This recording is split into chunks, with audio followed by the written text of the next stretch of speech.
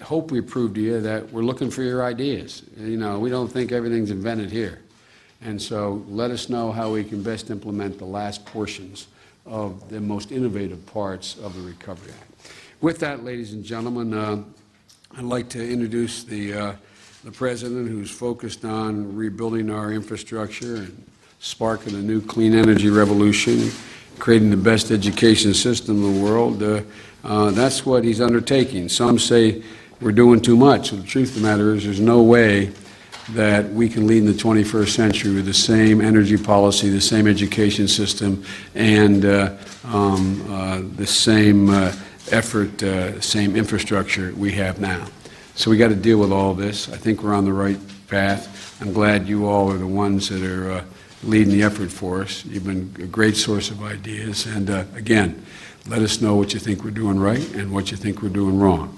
With that, ladies and gentlemen, let me introduce the President of the United States, Barack Obama.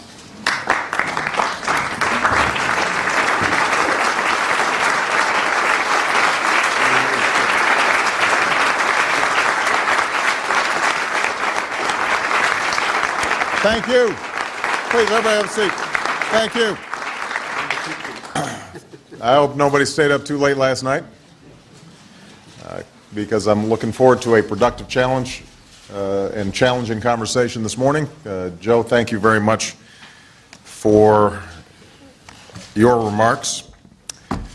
And I want to again thank Governor Douglas and Governor Manchin for their outstanding leadership with this organization.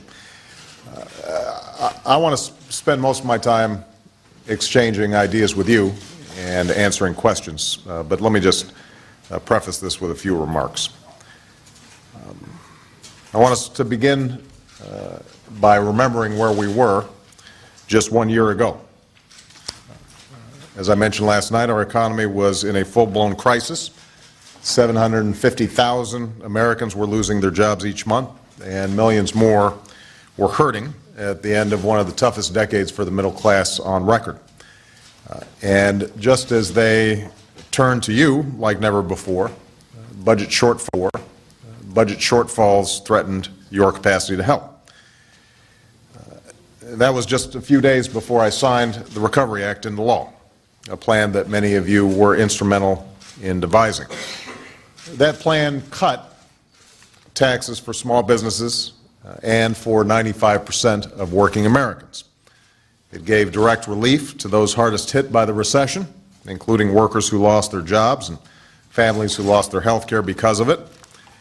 It helped most of you close some of those budget gaps that had developed, which kept 300,000 teachers and education workers in your schools and tens of thousands of first responders on your streets.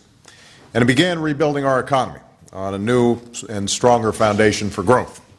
We helped to jumpstart a clean energy industry in places where there were none, as Governor Granholm can attest in Michigan. We followed the gospel of Governors Randall and Schwarzenegger and invested in our infrastructure, creating private sector jobs, rebuilding today's crumbling roads and bridges, but also constructing the smart grids and the high-speed rails that are so critical to our future. And that's helping many of you prepare your states for future growth, like Governor Baldacci, who's accelerating his vision to connect broadband to every corner of Maine, or Governor Barber, who's boosting plans to bring more commerce into Mississippi ports and out by rail to the rest of America. Independent economists credit the Recovery Act with growing the economy and for 2 million jobs that otherwise wouldn't exist. Now, I understand that some of you still claim it's not working or wasn't worth it, but I also know that you've used it to close your budget gaps or break ground on new projects. I've seen the photos, and I've read the press releases. So it must be doing something right. Overall, the economy is in a better place than it was a year ago. We were contracting by 6%, we're now growing by 6%. But I know that your states are still in a very tough situation, and too many Americans still haven't felt the recovery in their own lives. So we're working to create jobs by all means necessary, be it by cutting taxes for small businesses that create them, to investing more in infrastructure and in energy efficiency, or giving you more help to close budget shortfalls. And I'm not going to rest until we see more progress in each and every one of your states.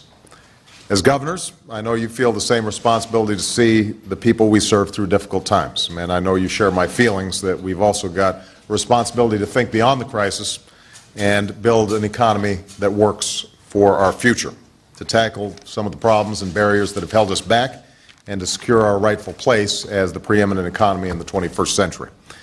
And that's why we've taken up the cause of better health care that works for our people, our businesses, and our governments alike.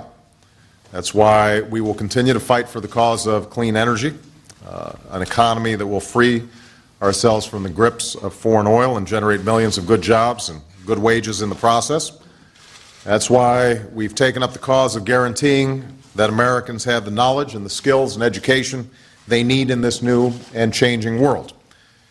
You know, America's prosperity has always rested on how well we educate our children, but never has that been more true than it is today. And it's true for our workers as well. When a college graduate earns over 60% more in a lifetime than a high school graduate.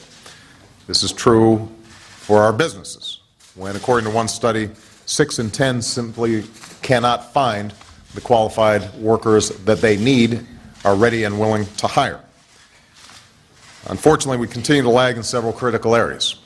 Our 8th grade students are 9th in the world in math and 11th in science.